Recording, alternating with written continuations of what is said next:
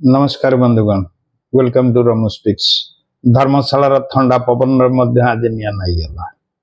जीत पंजाब हाथ रे थिला किंतु चली गला दिल्ली हाथ को कि खेल देखले से मजादार जिनस लगुच कौन जे पंजाब जी की प्रथम 7 मैच रु 6टा मैच जीति थिला गोटे वर्षा बाधित रु 1 पॉइंट पाई 13 पॉइंट रे शीर्ष रे चलुथला से वर्तमान कुआडे आउ तार 3टी मैच बाकी अच्छी गोटे मुंबई एगेन्स्ट रे गोटे आरसीबी एगेन्स्ट रे गोटे एलएसजी एगेन्स्ट रे ए 3टा जाक मैच जदि से जितिबो ताले टॉप 2 भीतर रहिबार चांस अच्छी जदि 2टा जीते कही होउनी किंतु मते लागुची पंजाब को ग्रहण लगी गला जोठा श्रेयस आयर को चिंता करा जाउथला जे मापदंड रे इंडिया रा कैप्टन करा दिबो बोली से कोन कैप्टन हवा पई योग्यतम हेबे लगातार 4टा हार गतकाली दिल्ली ठरू लज्जाजनक पराजय जीता जीता मैच टाको हारी गले जना जाई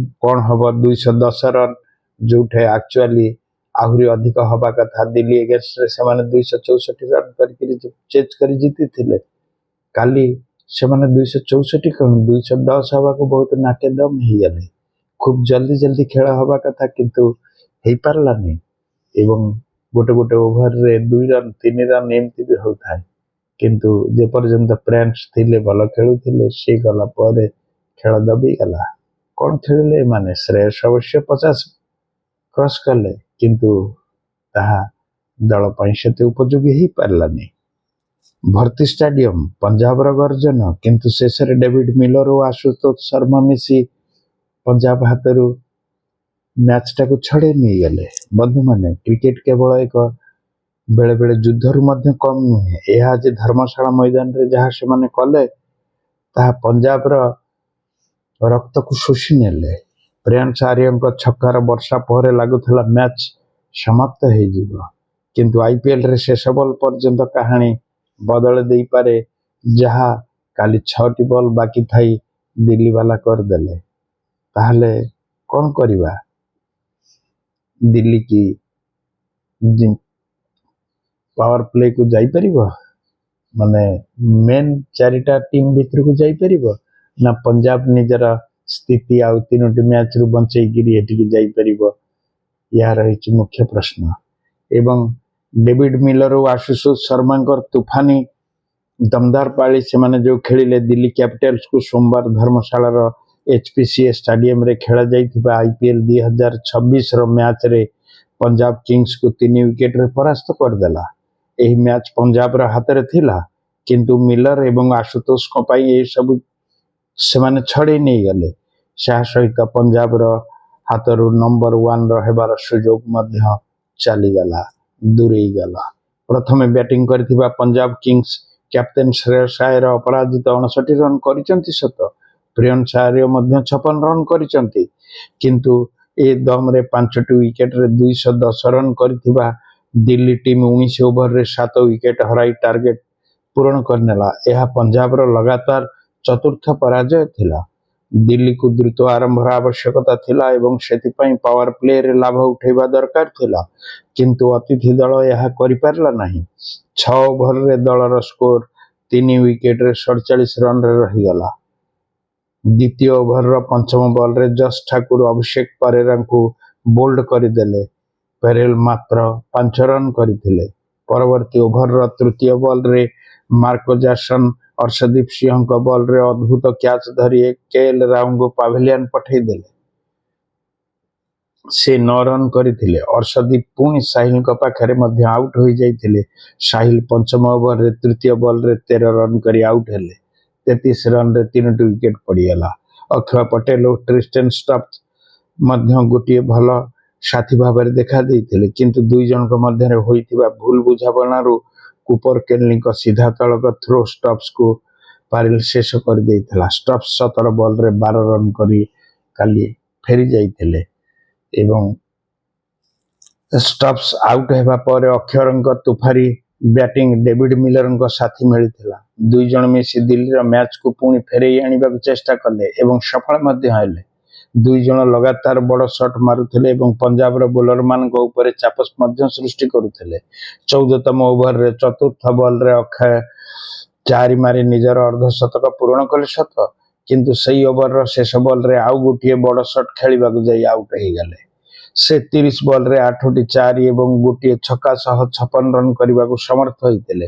ଅକ୍ଷୟ ଓ ମିଲରଙ୍କ ମଧ୍ୟରେ 64 ରନ୍ର ଭାଗିଦାରୀ ମଧ୍ୟ ହୋଇଥିଲା, କିନ୍ତୁ ମିଲରଙ୍କ ଉପରେ ବି ଆଶା ଥିଲା।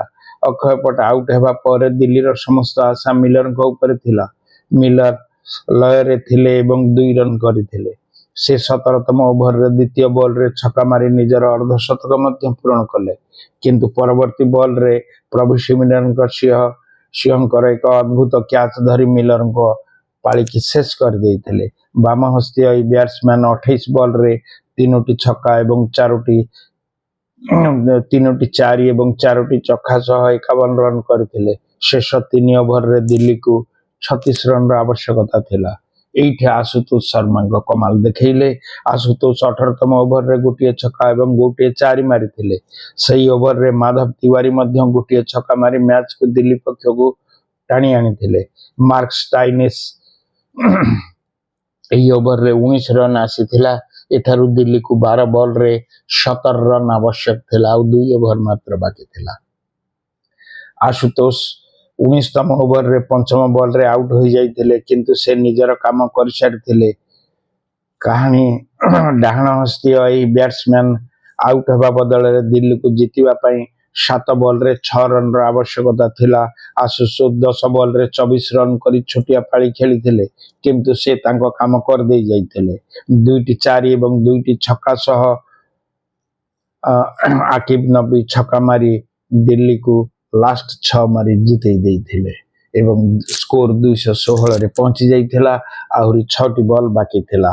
ପ୍ରିୟାଂଶ ଦିଲ୍ଲୀ କ୍ୟାପିଟାଲକୁ ଟସ୍ ଜିତି ପ୍ରଥମେ ବୋଲିଂ କରିବାର ଯେଉଁ ନିଷ୍ପତ୍ତି ନେଇଥିଲେ, ପ୍ରିୟାଂଶ ସେହି ପ୍ରଭୁ ସିଂହ ପ୍ରଥମ ୱିକେଟ୍ ପାଇଁ 78 ରନ୍ ଯୋଡ଼ିଥିଲେ ଏବଂ ପଞ୍ଜାବର ପାୱାର ପ୍ଲେରେ କୌଣସି ୱିକେଟ୍ ନ ହରାଇ 72 ରନ୍ କରିବାକୁ ସମର୍ଥ ହୋଇଥିଲା। ତଥାପି ମ୍ୟାଚ୍ ଚାଲିଗଲା।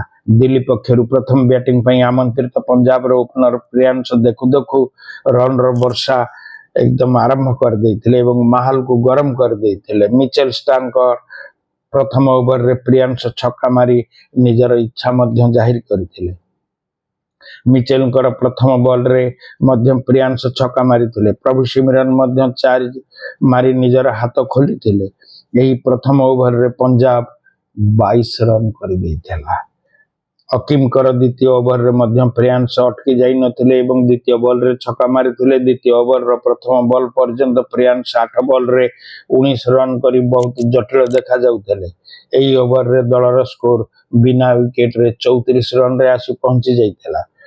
ତୃତୀୟ ଓଭରର ଷ୍ଟାର୍କଙ୍କ ସ୍ଥାନରେ ଲୁଙ୍ଗି ଏନଗିଡି ଆସିଥିଲେ, କିନ୍ତୁ ପ୍ରିୟାଂଶ ତାଙ୍କୁ ମଧ୍ୟ ଛାଡ଼ି ନଥିଲେ ଏବଂ ଲଗାତାର 2ଟି ବଲରେ 2ଟି ଛକା ମାରି ତାଙ୍କୁ ସ୍ୱାଗତ କଲେ। ତୃତୀୟ ଓଭରରେ 5ଟି ଛକା ଏବଂ ଗୋଟିଏ 4 ସହ ମାତ୍ର 16 ବଲରେ ପ୍ରିୟାଂଶ 40 ରନ୍ରେ ପହଞ୍ଚି ଯାଇଥିଲେ। ପ୍ରଭୁ ସିଂହ 5 ନମ୍ବର ବଲରେ 9 ରନ୍ କରି ଖେଳୁଥିଲେ। ଏଭଳି 2 ଜଣ ଦଳ ସ୍କୋରକୁ 51 ରନ୍ରେ ପହଞ୍ଚାଇ ଦେଇଥିଲେ। ଚତୁର୍ଥ ଓଭରରେ ଆକିବ 7 ରନ୍ ଦେଇ କିଛି ପର୍ଯ୍ୟନ୍ତ ପଞ୍ଜାବକୁ ନିୟନ୍ତ୍ରଣକୁ ରଖିଥିଲେ, କିନ୍ତୁ ପଞ୍ଚମ ଓଭରରେ ଆସିଥିବା ମୁକେଶଙ୍କ ପାଇଁ ମଧ୍ୟ ପ୍ରିୟାଂଶ ରୋକିବା ସହଜ ହୋଇନଥିଲା ଏବଂ ଏହି ବ୍ୟାଟ୍ରେ ତାଙ୍କର ପ୍ରଥମ ବଲରେ ମଧ୍ୟ ଛକା ମାରିଥିଲେ। ମୁକେଶଙ୍କ ଓଭରରୁ 11 ରନ୍ ଆସିଥିଲା। ଦିଲ୍ଲୀର ବୋଲରମାନେ ପ୍ରିୟାଂଶଙ୍କ ଉପରେ ଲଗାମ ଲଗାଇବାରେ କୌଣସି ଉପାୟ ନଥିଲା। ଶୀଘ୍ର ହିଁ ପ୍ରିୟାଂଶ 24 ବଲରେ ନିଜର ଅର୍ଦ୍ଧଶତକ ପୂରଣ କରିଥିଲେ।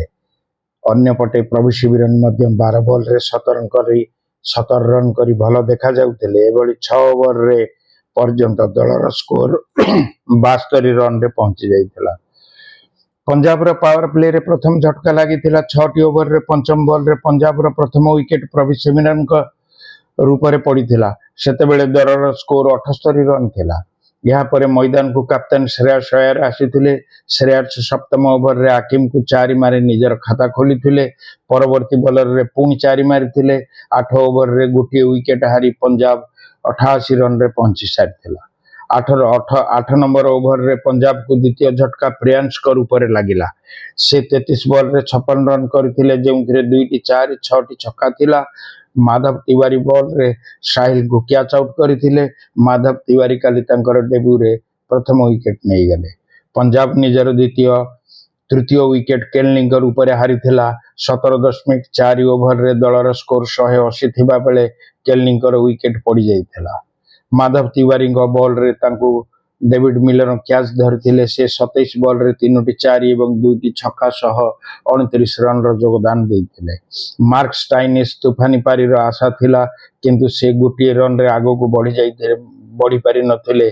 मिचेल स्टार्क बॉल रे माधव का हाथ रे से कैच दे देथिले। शशांक सिंह मैच मध्य खाता मध्य खोली पारिलेनी। से नेक्स्ट बॉल रे आउट ही चली गले।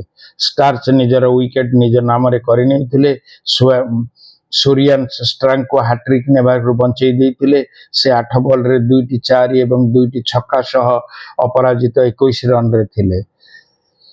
एबे मध्य टॉप 4 रे अछि पंजाब किंग्स, किंतु दिल्ली रो स्थिति कोन? एही जीत सहित दिल्ली कैपिटल्स 10 को पहुंची जाइछि एवं पंजाब तांकु 13 अंशरे रहिछि। एपरि पॉइंट टेबुल रे कोनोसी परिवर्तन होई नाही परि लागुछि। दिल्ली टीम एबे मध्य 7 स्थान रे अछि एवं पंजाब किंग्स को एबे 4th स्थान रे अछि। आरसीबी टॉप रे, हैदराबाद द्वितीय एवं गुजरात तृतीय स्थान रे अछंती। देखा जाउ सेमाने कोन करूचंती, किंतु पंजाब आउ फेरिबो ना आपण कोन कहउचंती? जदि पंजाब फेरिबार अछि ताहाले से फेराटा निश्चित भाव में भल हम।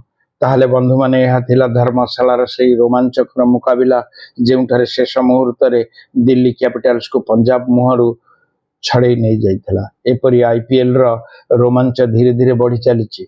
क्रिकेट आमको गोटे कथा शिखाए, मैच शेष बल पर्यंत केबे समाप्त हुए नहीं। आज दिल्ली सही कथा को सत्य प्रमाणित करदेला एवं देखा जाऊ हार और जीत आईपीएल रो एक अंश बा जेकोसी खेल एक अंश, किंतु आज मैच माने जीव माने आमे फैन माने अच्छे हृदय को दीर्घ दिन पर्यंत मन रही जीव।